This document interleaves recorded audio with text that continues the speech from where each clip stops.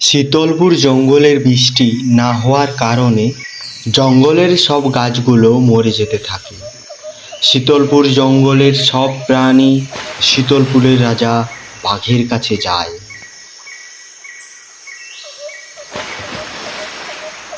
কি ব্যাপার, সবার মুখ শুকনো কেন?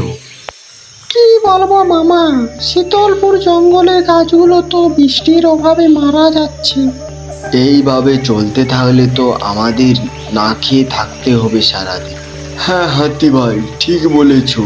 লাস্টকালকে এই জঙ্গল থেকে আমাদেরকে চলে যেতে হবে। তোরা একটু সবাই চুপ কর। আমি থাকতে তোদেরকে কোথাও যেতে হবে না। আমাকে একটা বুদ্ধি বার করতে হবে দেখছি।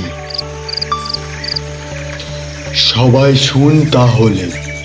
পদ্মা নদীর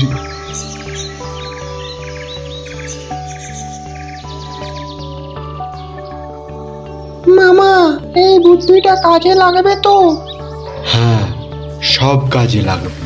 এখন যত আমার সাথে সবাই।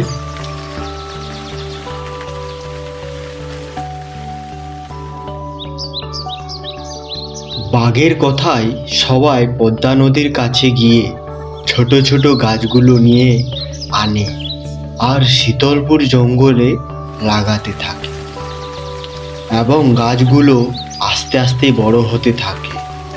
শীতলপুর জঙ্গল আবার আগের মতো হয়ে